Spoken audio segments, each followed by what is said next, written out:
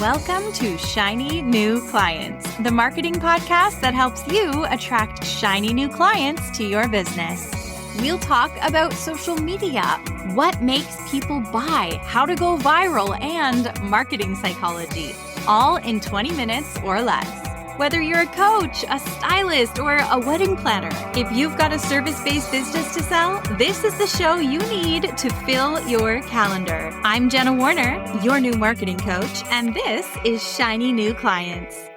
There is a knowing among social media managers, this knowing frustration when I was a social media manager, and now when people come to me because they're pursuing that career for themselves, we get to whisper about this thing that we know that a lot of our clients don't know. And the thing is, often when you are a social media manager and you start working for a company, the people running that company are justifying the investment in you. And this is going to be relevant to your business, so just stay with me. But the people are justifying their investment in social media by knowing it's going to result in sales, right? That's the ultimate goal. That's why you're on social media for your business, is because you want to get clients, help more people, right? Build your brand. And so because of that, people in management will often try and make every post be about selling or circle every post back to a sales pitch of some sort. And I totally understand, because you're like, well, social media is meant to sell, right? The whole point here is we're meant to get clients, we're meant to make money. So every post should be about selling. But anybody who's worked in social media, or someone like me who has now taught it to over 1,000 business owners, we know that that is not how the game is played. That's not how the strategy works. If you bought a magazine and every article in it ended up selling you something and there was no value in there, there were no pretty pictures just for you to admire with no product placement, there were no articles that just dissect an issue or tell a story without somehow selling to you, you would resent that you had paid $7 for that magazine, right? Even if the magazine was free, you wouldn't pick it up again because you don't want to feel like you're being sold to all the time. If every time you watched your favorite celebrity on a late night TV show, they dropped a product name or turned to the camera and pitched Gillette razors, you would be annoyed that you didn't get to actually spend that time connecting with them and enjoying their presence, and that all they seem to care about is getting you to spend money, right? So this happens, and social media managers come to me and tell me about their experience, and I tell them I totally get it, because when I've worked for so many different businesses, and you know what? A lot of years ago, this happened to me a lot. I don't know if it's because I was new and didn't know how to explain my strategies to clients, like that could be part of it, or it's because people didn't understand social media like they do today. But anyway, you've probably heard me explain my very high level, simplistic way of explaining a strategy. The strategy is growth content, nurture content, and sales content. And that's just a very simple, high level way of explaining what a social media strategy should be. And if you're paying attention, you realize that all I'm ultimately saying is know, like, and trust, right?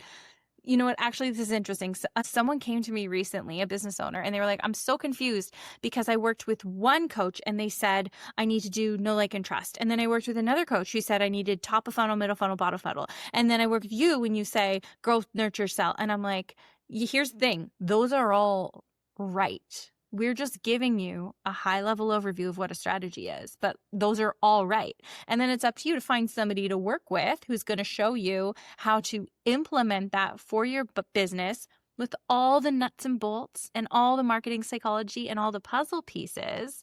And we're saying it because it's a simple way of saying what you're ultimately doing. But of course, when I work with my clients, we make very advanced content strategies that have a lot of different ingredients in them. We want people to trust you. We want to position you as an expert. We want to provide some social proof. We want to entertain your audience. We want to find your unique brand of growth content and your unique style of entertainment, you know? So anyway, I'm kind of rambling here because that's something that's been on my mind lately. I lay it out for you step by step in Magic Marketing Machine. And that brings me to my next point. So I am going to play for you a clip right now from a Magic Marketing Machine group call, which is my program. because I noticed a pattern in the content that was being submitted wherein I was seeing this habit of like turning everything into a sales pitch. And I think it's such an easy mistake for folks to make for the same reasons I mentioned earlier, right? You're like, well, I'm on here to make money. And if this post doesn't sell, then I'll have wasted time creating a post that doesn't sell. But when the strategy works together, like the inside of a clock with all your different ingredients ticking away together as a unit, that's how the strategy takes action, right? If you try and make a growth post, but you put a sales pitch on it, you don't get as many views typically, right? If you try and nurture someone and teach them something, but the only action step you ever give them is to work with you, then they didn't actually learn anything. Do you see what I'm saying? I might be getting too deep here, but we're going to give it a go. And I'm going to share this clip with you from a call. It was just this afternoon. And I'm going to teach this subject, give you a little exercise to take home and play with. And I hope it helps you rethink sneaky selling. That's what I used to call this, sneaky selling, where you like sneakily turn everything into a sales pitch. But I hope this helps you rethink what it means to sell to your audience. And if you want to be on calls like this, come work with me in Magic Marketing Machine. We have a huge promotion about to happen. I'm going to be hosting an Instagram strategy session that is live on Zoom. I'm going to be reviewing the posts of some of the people who come. I'm going to be telling you more about the content strategy my clients use, how to get engagement, what works on Instagram right now, how to manage your account faster, ideally in 15 minutes a day, all of that. And actually below this episode, I'll put the invite link because that is a free event on September 19th, 2025. So if it is before that date, click the link, get yourself an invite, and come join us for that. I shared a clip from a call recently, and I already gave this disclaimer, but I sometimes make up jingles for segments that I'm like teaching. And this one, the joke is it doesn't have a jingle. So I just make up a flat song every time. So welcome to Jenna's Marketing Minute. Heads up. I noticed a theme on some of the posts that were submitted today. And because it's a theme, I thought I should address it for the room. So the theme that I noticed is selling people on wanting what you offer. Okay, so I'm reading posts where business owners, such as yourselves, are selling people on wanting something. Think about it this way. We do so much work on ideal client. Like, who is this person? What do they want? What words do they use, right? When we do our messaging homework, like what words are they using? What do they want? What's in their way? And if we're supposed to be writing our content exactly for that ideal person, is that ideal person someone who needs to be sold on what you offer? Or are they possibly already solution aware? Maybe they've already dipped their toe in it. And that's not the thing that they need to see right now, right? If every post should be designed specifically for that ideal client. So, quick little exercise. We'll all have different answers. Meredith, I can already clock you're going to be a bit of an outlier. That's fine. I want you to take a piece of paper if you feel like playing. On the left, write problem aware. As I point to this blank page, this is what paper looks like. Problem aware, solution aware, and let's say desired result aware. Okay. Problem aware, solution aware, desired result aware. And under each of these, not only are we going to be saying yes or no about their level of awareness, but you're also going to be putting what the problem, the solution, and the desired result is. Okay. So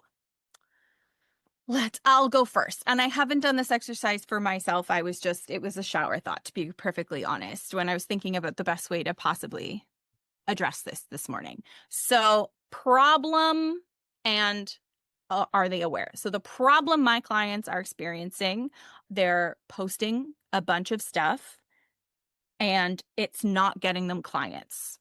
They're posting and it's not working. There's a bunch of other things going on there. Speed, mindset, yada, yada. But like the main problem is they're posting and it's not bringing in clients. Are they aware of that problem? Yes, they are aware. They're stressed about it. Okay. Solution aware. Solution. So the solution here is going to be your offer, right? So solution is work with a marketing coach, gain your messaging skills. They're not super aware of messaging, but figure out a content strategy. People come to me all the time saying they know they need a content strategy. So that's the solution. At the end of the day, if we're going to sum it up, and yes, they are aware of that. And then desired result, outcome, have clients have money, spend time serving people instead of working on your marketing and have more people to serve and make more money. Yes, they're aware that they want that. Okay. Do that for yourself. There's no wrong answers. It really is an exercise and an opportunity to ask yourself these questions, and then make sure that when you're creating your content, you're speaking to that perfect person. So like Megan today with the branding photography, I was reading that going like, and I could be wrong and you're going to know better than me, but do they need to be sold on the idea of getting branding photography?